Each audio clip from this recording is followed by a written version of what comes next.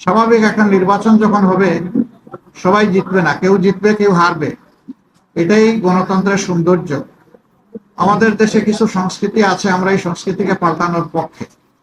তবে আমাদের কিছু অবজারভেশন আছে, সেই অবজারভেশন গুলো আমরা জাতির সামনে তুলে ধরার পক্ষে, যাতে ভবিষ্যতে একই অন্যায়ের বা সীমালঙ্ঘনের পুনরাবৃত্তি না ঘটে। বেশ কিছু ঘটনা ঘটেছে, আমরা এগুলা কম্পাইল করছি। আমরা আমাদের পরিসরে আবার বসবো। আজকে তো এই পরিসরে আমাদের বিস্তারিত আলোচনার সুযোগ ছিল না, কারণ এখন পর্যন্ত বেশ কিছু আসনে আমাদের জানা মতো আমরা এগিয়ে আছি এবং গণনাও কমপ্লিট। কিন্তু স্থানীয়ভাবে যারা রিটার্নিং অফিসার আছেন তারা ঘোষণা দিচ্ছেন না, ঝুলিয়ে রেখেছেন। তা আমরা বুঝতে পারছি না এটা কেন। মাঝখানে আবার ওয়েবসাইটে হঠাৎ করে দেখা গেল যে কে কতটা আসন পেয়েছে সেইটা দেওয়া হলো, মাঝখান থেকে উদাও হয়ে গেল, আবার নাই। আমাদের লোকদেরকে বসিয়ে রাখা হলো দীর্ঘ সময়। এই একটু আগে ওনারা একদম প্রথম পর্যায়ে 10টা 12টা কেন্দ্রের যে ফলাফল সেগুলা ঘোষণা করা শুরু করেছে, সেটা আবার বেসরকারি। তা আমরা সব মিলে এখন আপনাদের সামনে পূর্ণাঙ্গ কোনো বক্তব্য দিতে পারছি না বলে আমরা দুঃখিত। আমরা দিব ইনশাল্লাহ। আমরা আবার বসবো, আমাদের মধ্যে আমরা এগুলা নিয়ে বিশ্লেষণ করব। আমাদেরও কোনো ত্রুটি ঘাটতি থাকে সেটাও আমরা দেখব। আবার যদি সামগ্রিক কোনো বড় ত্রুটি ঘাটতি হয় তাকে সেটাও আমরা আনবো। আমরা আগেই বলেছি ছোটখাটো কোনো বিষয় নিয়ে আমরা টানাটানি করবো না, এবং পুরানা রাজনীতির সংস্কৃতিতে আমরা ফিরে যেতে চাই না। আমরা ইতিবাচক ধারার রাজনীতি করতে চাই। রাজনীতি যদি দেশের মানুষের জন্য হয়, তাহলে যারা রাজনীতি করবেন তাদেরকে এই কথা মেনে নিতে হবে যে পাশ করার গ্যারান্টি নিয়ে কোনো নির্বাচন হয় না, কোনো রাজনীতি হয় না। আপনি যাবেন মানুষের কাছে আপনার বক্তব্য নিয়ে, মানুষ যেভাবে গ্রহণ করবে, যতটুকু গ্রহণ করবে, তাকে আপনার অভিনন্দন জানানো উচিত। আমরা দেশবাসীকে যতটুকুই তারা আমাদেরকে সহযোগিতা করেছেন এর জন্য আমরা গভীর কৃতজ্ঞতা এবং অভিনন্দন জানাই। আর আমরা আশা করছি যে খুব দ্রুতই সরকার তার অফিসিয়াল রেজাল্ট পাবলিশ করার সাথে সাথে আমরা আবার আপনাদেরকে কষ্ট দেব। তখন আমরা আমাদের চূড়ান্ত দৃষ্টিভঙ্গি জাতিকেও জানিয়ে দেব, আপনাদেরকেও জানিয়ে দেব। তবে আপনারা আশ্বস্ত থাকতে পারেন যে আমাদের দৃষ্টিভঙ্গি হবে ইতিবাচক ধারার রাজনীতি, কল্যাণ ধারার রাজনীতি, মানুষের জন্য রাজনীতি, দলের জন্য রাজনীতি নয়। আমরা বিরোধিতার জন্য বিরোধিতা, ওই রাজনীতি আমরা করব না। আমরা কোরআনের একটা মূলনীতি আছে, তাওয়ানু আলাল বিররি ওয়াত তাকওয়া ওয়ালা তাওয়ানু আলাল ইসমি ওয়াল উদওয়ান, যে তোমরা ভালো কাজে সহযোগিতা করো, আর কাজটা যদি মন্দ হয়, অকল্যাণকর হয়, তাহলে তোমরা তার বিরোধিতা করো অথবা তোমরা সহযোগিতা থেকে বিরত থাকো। আমাদের মূলনীতি মূলত ওটাই হবে, ভালো কাজে সহযোগিতা থাকবে, মন্দ কাজ যেটা সেটা স্বাভাবিকভাবেই জনগণের অধিকার রক্ষার জন্য আমাদেরকে কথা বলতে হবে। আর আমরা আশা করছি যে বিস্তারিত খুঁটিনাটি বিষয়গুলো আমরা কালকের মধ্যে বা পরশু দিনের মধ্যে হয়তো বা পেয়ে যাব। এ সময়ের ভিতরে সরকারও আশ্বস্ত, নির্বাচন কমিশন আশ্বস্ত করেছে যে তারা 13 তারিখের ভিতরে রেজাল্ট দিবেন। আমরা সেটা দেখার অপেক্ষায় আছি, তারা দেন কিনা। যদি দিয়ে থাকেন ভালো, না দিয়ে থাকলে আমরা সঙ্গত সীমা পর্যন্ত অপেক্ষা করব। কিন্তু এই যে কিছু আসনে ইঁদুর বিড়াল খেলা, এমনকি ঢাকা 8 আসন এখনো ঝুলে থাকবে কেন, সেখানে কি হচ্ছে এটা আপনারা সাংবাদিকরা জানেন। এই বিষয়গুলো কিন্তু সুস্থ ধারার রাজনীতির পরিচয় বহন করে না, এগুলো অসুস্থ ধারার রাজনীতি। তো সেই বিষয়গুলো আমরা বিবেচনায় নিব, জাতিকে আমরা যতটুকু জানানো দরকার মনে করব জানাবো, যাতে ভবিষ্যতে একই মন্দ কাজের চর্চা অথবা ধারাবাহিকতা না থাকে। আমি কখনোই ভাবিনি যে আমাকে দেশ থেকে আসতে হবে, আমি জানতামও না।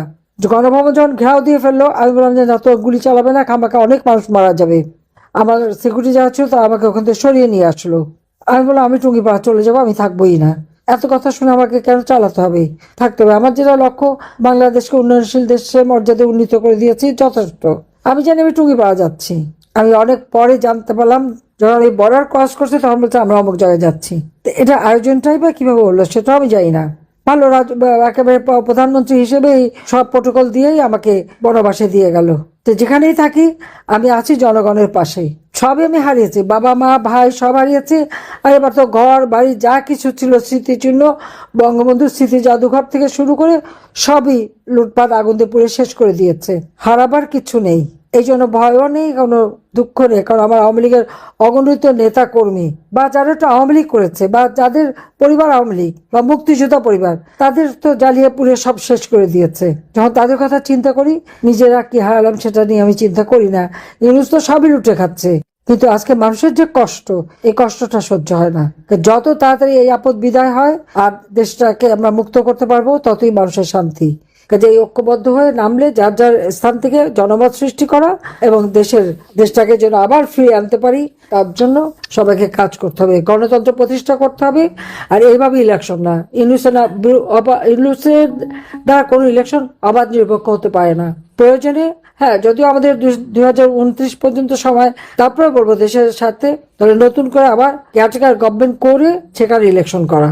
কিন্তু এবং যারা ওই দায় মুক্তি দিয়েছে 15 জুলাই থেকে যারা হত্যা করেছে, মানুষ মেরেছে, সেই সংখ্যালঘু হত্যা, পুলিশ হত্যা, আওয়ামী লীগ নেতাকর্মী হত্যা, যতগুলি হত্যাকাণ্ড ঘটেছে তার তদন্ত করতে হবে। জাতিসংঘ যে ভুয়া রিপোর্ট দিল মানবাধিকার সংস্থা 1400, আমি তো 1400 মানুষকে হত্যা করিনি, একটা মানুষকে আমি হত্যা করিনি, এবং আমি জুডিশিয়াল এনকোয়ারি কমিশন গঠন করে দিয়েছিলাম। কেন তাকে কাজ করতে দেয়নি সে জবাবদিহি করতে হবে। আমি তো বলবো যে আন্তর্জাতিকভাবে তদন্ত কমিশন পাঠিয়ে এখানে তদন্ত করা হোক, যে এই হত্যাকাণ্ডগুলি কিভাবে হয়েছে, কার দ্বারা হয়েছে, বা 7.62 বুলেট কে আনলো, কে এই অস্ত্রের ব্যবসা করে। আমি যদি বলি ইউনূস নিজেই এই ব্যবসার সাথে জড়িত, অস্বীকার করতে পারবে? তাহলে এত টাকার মালিক হলো কোত্থেকে, সেটাও তো প্রশ্ন।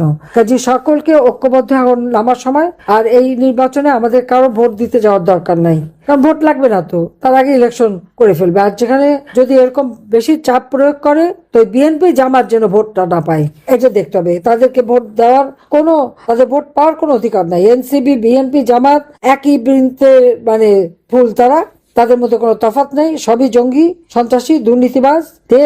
মানে 10 মাসের থেকে তো আমরা হিসাব দিচ্ছি, হাজার হাজার কোটি টাকার মালিক হয়ে গেছে সব। 1000 টাকা পকেটে ছিল না, এখন 1000 টাকার মালিক। পায়ে একজোড়া কোনো মতে একটা স্যান্ডেল পরতো, দামি শু পরে আবার সোফায় পা তুলে সেটা দেখায়। এরা আবার দেশ চালাবে। কাজে এই জন্য পেশাজীবীদের আমাদের দরকার, সবাই আরো ঐক্যবদ্ধ হন। আমি বিশ্বাস করি যে ঐক্যবদ্ধ জনতার কাছে যে কোনো শক্তি পরাজিত হতে বাধ্য। একটা সার্ভে দেখলাম, হ্যাঁ সার্ভেটা যে বেশ তৈরি করে দেওয়া, এতে কোনো সন্দেহ নাই, সেটা সার্ভে দেখলেই হবে। আওয়ামী লীগ নাই, কারণ আওয়ামী লীগ তো ব্যান্ড, অবৈধ ক্ষমতা দখলকারী ব্যান করে জনগণের ভোটে নির্বাচিতদের। কি অদ্ভুত ব্যাপার! ডাকাত ঘরে ঢুকে ডাকাতি করতে চেয়ে তারাই মালিক বনে গেল, আর ঘরের মালিক তখন ঘরের বাইরে। বাস্তবতাটা তো এইখানেই। কারণ হ্যাঁ, ভোট দেওয়ার জন্য যদি এখন সরকারি কর্মচারীদের ব্যবহার করা হয়, আমি দেখলাম যে আমাদের নির্বাচন নিয়ে একটা তদন্ত প্রতিবেদন দেওয়া হলো। সেখানে বলা হলো কি 2018 নির্বাচনে নাকি প্রশাসনকে ব্যবহার করা হয়েছে।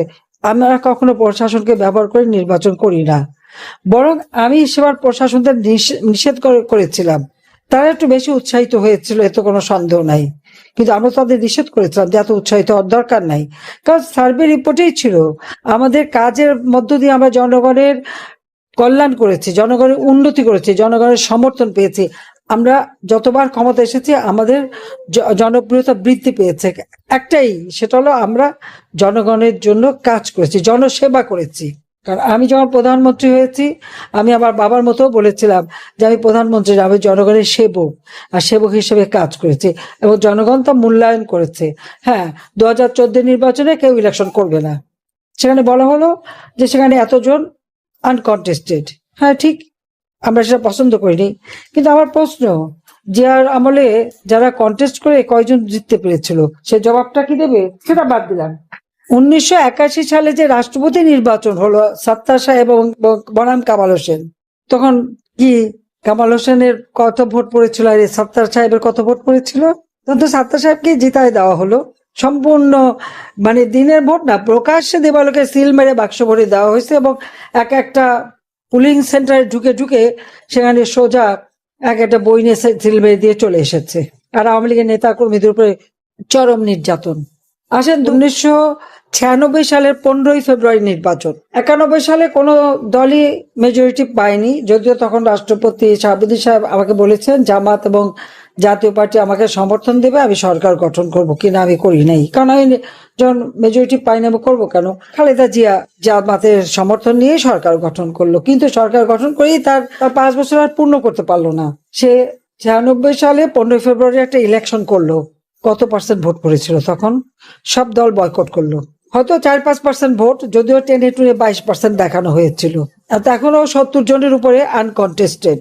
জনগণের ভোট চুরি করলে জনগণ তা মেনে নেয় না, এটা হলো বাস্তবতা। সেখানে আন্দোলন হলো, 15 ফেব্রুয়ারি ইলেকশন হয়েছে, 30 মার্চ খালেদা জিয়া পদত্যাগে বাধ্য হলো গণ আন্দোলনের মুখে। এটা বোধহয় ভুললে চলবে না। তো সেই নির্বাচনটা একটু যাচাই করে দেখেন, আমাদের 14, 18 এগুলি দেখার আগে ওটা দেখেন। তো সবাইকে ধন্যবাদ। জয় বাংলা, জয় বঙ্গবন্ধু, বাংলাদেশ চিরজীবী হোক।